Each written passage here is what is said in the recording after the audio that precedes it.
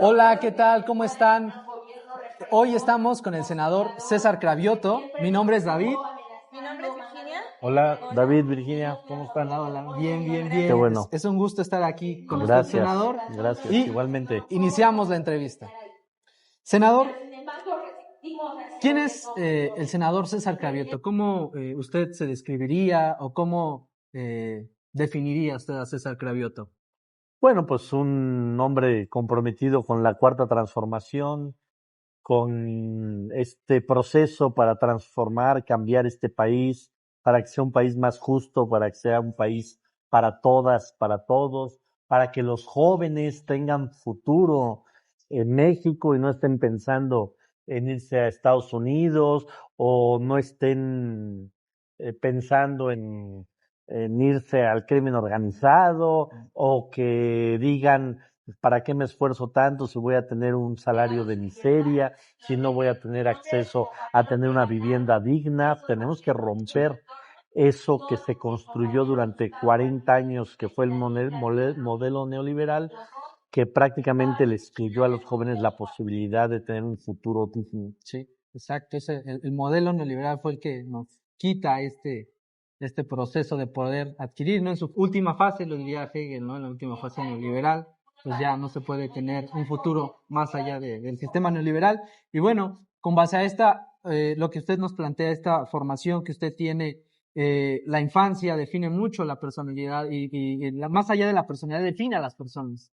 ¿Cómo fue la infancia de César Cravioto? Bueno, una infancia de una familia con éramos 8 hijos, papá, mamá, una familia típica donde el papá trabaja, la mamá se queda en casa, con una diferencia de edad entre mis hermanos los mayores y los menores de 20 años o casi 20 años de diferencia. Este, Cuando tienes una familia tan grande, pues te tienes que ir encontrando un lugar, un espacio hasta en tu propia familia, no, nada es de gratis, entonces tienes que ir construyendo tu propio espacio, tu propia personalidad, estudiando en escuelas públicas. Eh, yo digo que una infancia feliz, tranquila, no, siempre tuvimos pues, las posibilidades para estudiar, para desarrollarse, y eso siempre te permite crecer de manera estable. Sí. ¿Y cómo fue usted que empezó a interesarse por la lucha social, por la actividad política, por el activismo político? Fíjate que yo estudié comunicación y tenía ganas de ser periodista o ser escritor. Tuve la oportunidad de hacer un viaje por algunas partes del mundo y me di cuenta de que otros países vivían con menos desigualdades.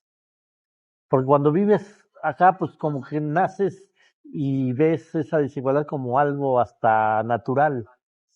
Y cuando ves unos países donde no veías niños de la calle, donde no veías gente limpiando parabrisas, decías, este modelo está mal. Y después de ese viaje, cuando era estudiante de universitario, decidí que iba a ayudar a que mi país cambiara. Y a partir de ahí, si bien no lo hice de manera inmediata, sí fue algo que decidí trazarme. Y después me metí al movimiento y pues ya llevo muchos años en el movimiento ayudando a eso.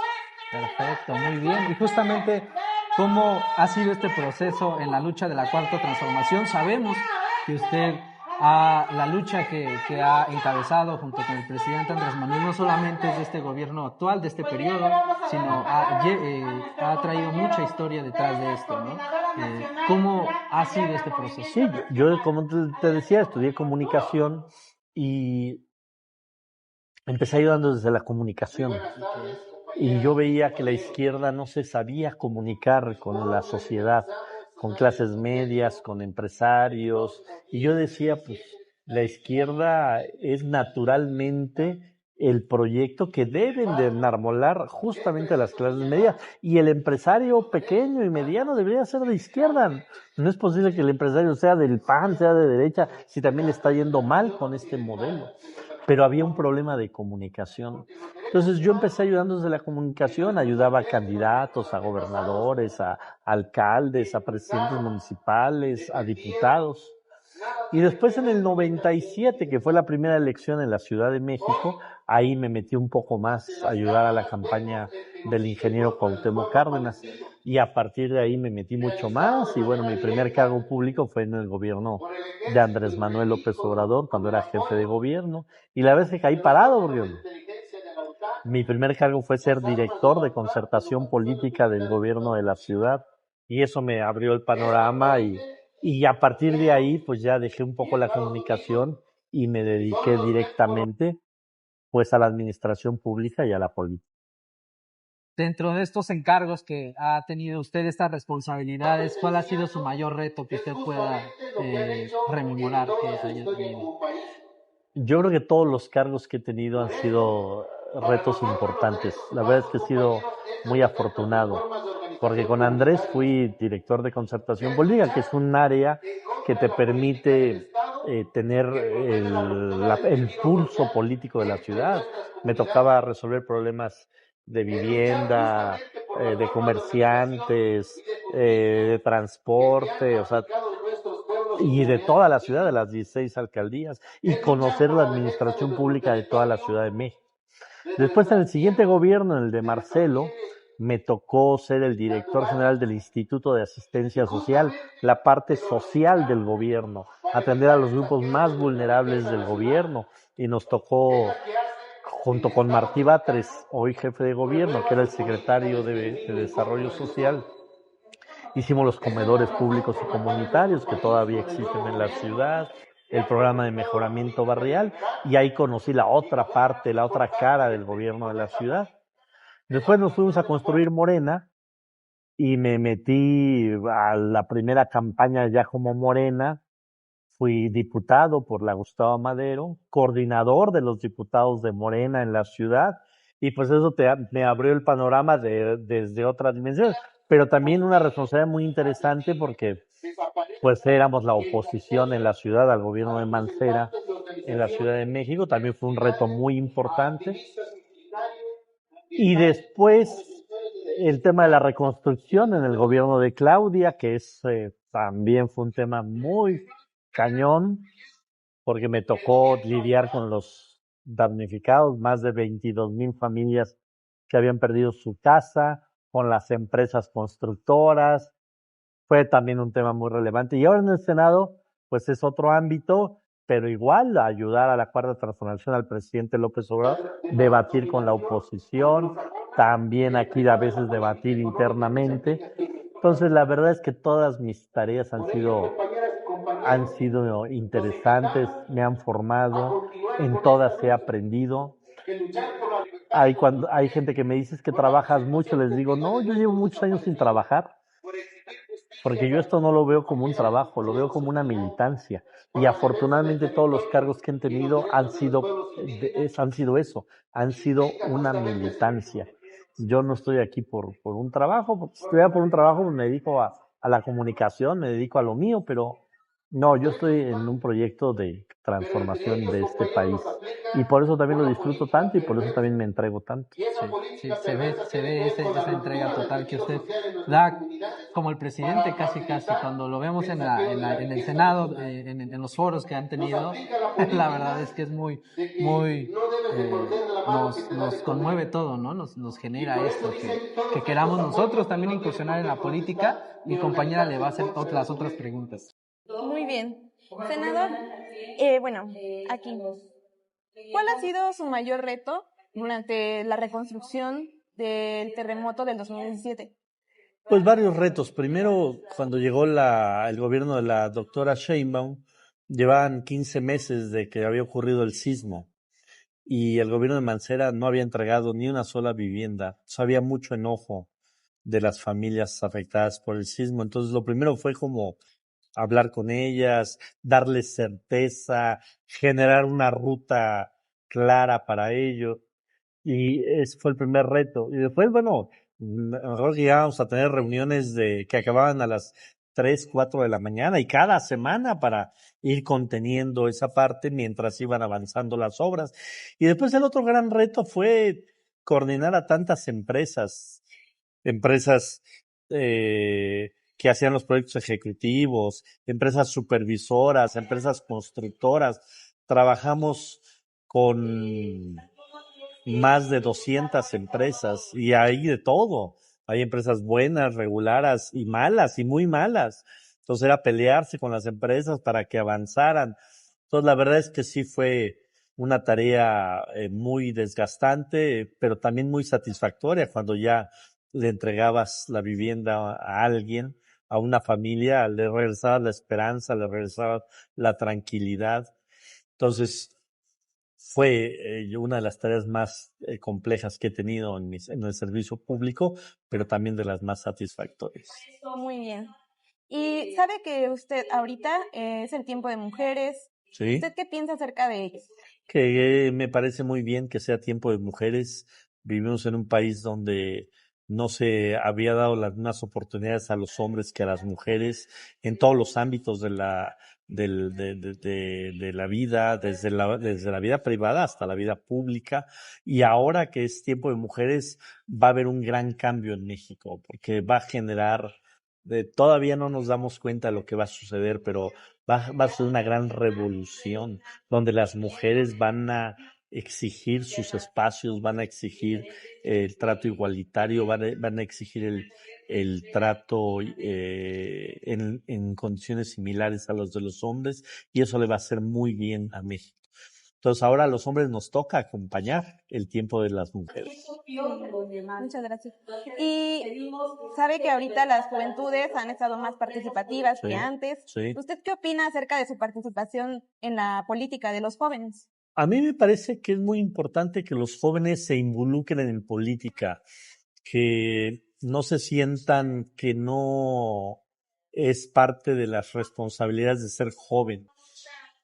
Un joven que lucha en política es un joven que lucha por su presente y su futuro. Un joven que no lucha en política es un joven que casi quiere que las decisiones de otros lo vayan llevando. Entonces, los jóvenes tienen que estar inmersos en política, los jóvenes tienen que incidir, porque, como diría un poeta, el analfabeta político es el peor analfabeta porque es el que van a estar decidiendo por él.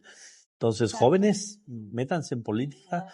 Y meterse en política no necesariamente es meterse a un partido político. Puedes hacer política desde el partidismo, pero también puedes hacer política no desde el partidismo. Hay gente que dice, no me quiero meter a ningún partido político, está bien, pero no dejes de hacer política, no dejes de incidir en tu comunidad, o en las distintas comunidades a las que pertenecen, en la comunidad escolar, en la comunidad de donde vives, en la comunidad donde haces ejercicio, en la comunidad del equipo donde juegas, etcétera, en el teatro en donde estás, en las distintas actividades que tiene un joven, que siempre son diversas, tienen siempre que estar incidiendo para que esas comunidades siempre sean mejores.